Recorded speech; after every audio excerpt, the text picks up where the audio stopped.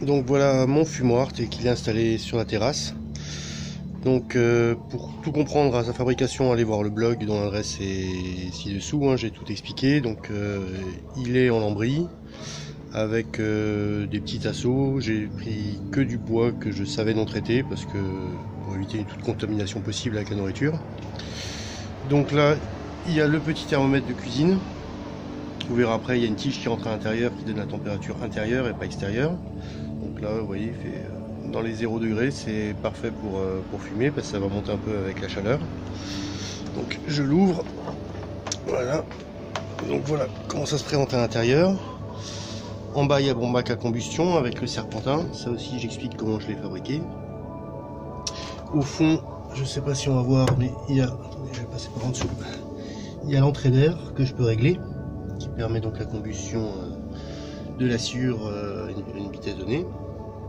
Là on a des tiges qui permettent d'accrocher la viande, donc je passe une ficelle autour d'un petit assaut comme ça et ça prend dans le vide. Ou alors si je veux faire des choses plus fragiles, je peux mettre une grille comme ceci.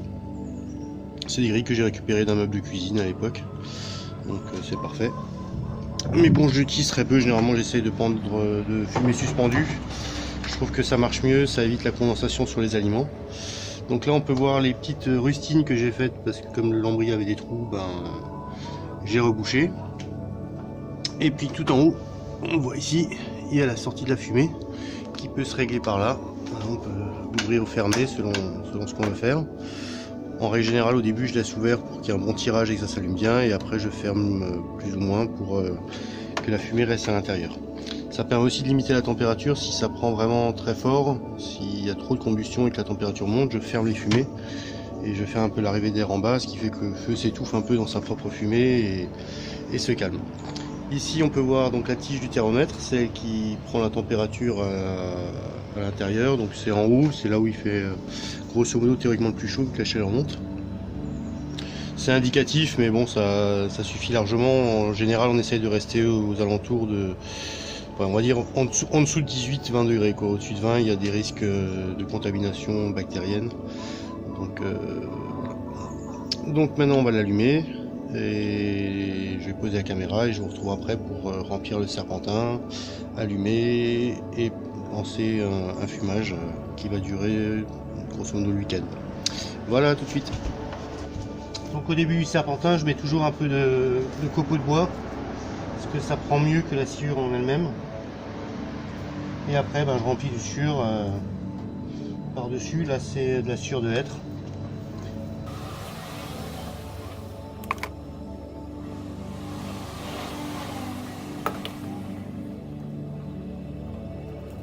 Voilà, donc là on est paré à allumer. Donc avec un serpentin comme ça, je tiens quasiment une vingtaine d'heures. Si je veux une fumée un peu plus forte et un peu plus puissante, mais plus courte du coup, j'allume aux deux bouts. Donc j'allume ici et là. Donc ça fait un double foyer. Par contre, ça chauffe un peu plus. Donc il faut faire attention aux températures extérieures si on ne veut pas dépasser les 17-18 degrés préconisés. Mais là je vais préférer un fumage lent parce que c'est des petites pièces, donc ça donne moins d'amertume. Donc je vais allumer que d'un côté. La combustion a bien démarré là avec un petit peu de bois de cagette. Donc là c'est parti, ça va prendre. Maintenant je vais la viande est prête, elle est là, elle a passé une nuit au suspendu juste pour devenir un petit peu collante comme ça. Ça crée une petite pellicule qui permet l'accrochage des particules de fumée.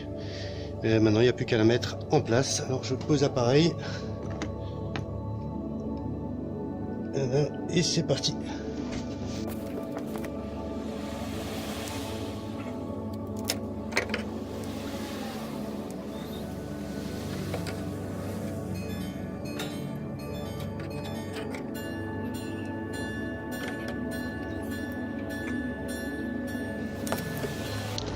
Voilà, donc c'est en place. Il y a au fond un petit filet de chevreuil, le reste c'est des filets mignons de porc. Et là un gros morceau de bœuf, c'est un essai. Je vais essayer de faire un truc qui ressemble à de la bressaola, on va voir ce que ça donne. Donc là maintenant je regarde mon feu, donc il est bien pris. J'essaye un peu de l'étouffer pour qu'il fasse plus de flamme, pour éviter la chaleur. Il y a un peu de flamme en dessous. Voilà, là c'est pas mal. Il n'y a plus qu'à laisser faire. Voilà, la nuit est tombée, on vient quand même observer la température, donc là on est nickel, on a 5 degrés. Et on va voir à l'intérieur où ça en est. Ok, c'est pas mal du tout.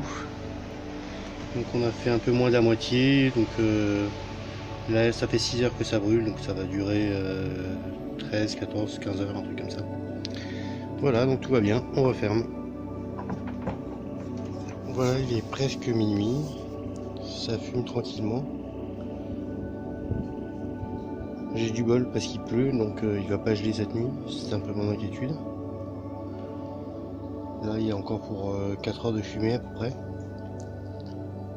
Donc on va laisser ça tranquillement jusqu'à demain matin. Je vais rajouter un tout petit peu de sciure parce que j'ai peur qu'il gèle vers 4 heures du matin et qu'il n'y ait plus de feu pour réchauffer l'intérieur du fumoir, et j'aimerais pas que ça gèle.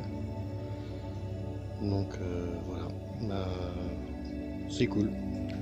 La nuit est passée, j'ai laissé la viande se reposer tranquillement pendant 5-6 heures.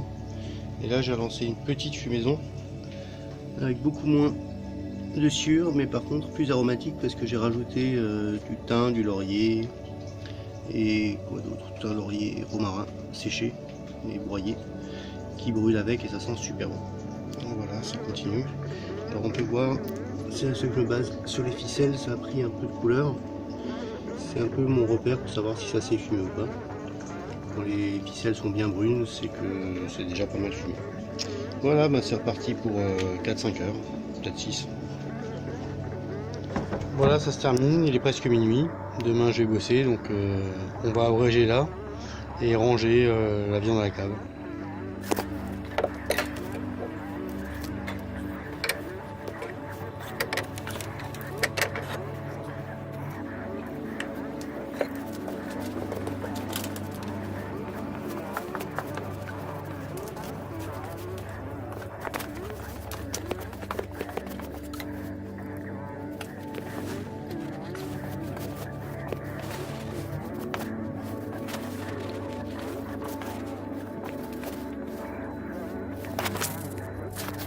C'est parti pour un long séchage, donc on va attendre qu'elle perde 20-30% du poids, mais ça je referai une vidéo un peu plus précise sur le sujet.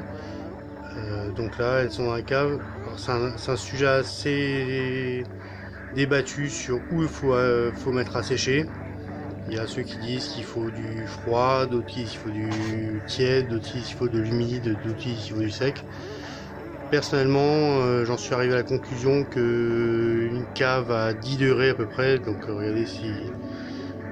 Voilà.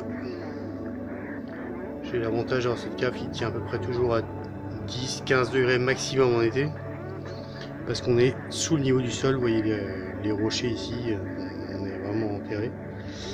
Et avec une humidité relative assez raisonnable, on va dire, c'est de l'ordre de 50-60%. Et ça me va bien.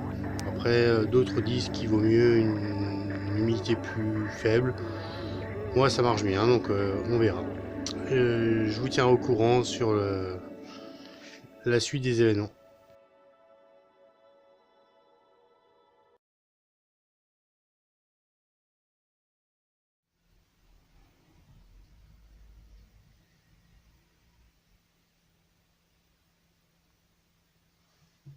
Abonne-toi!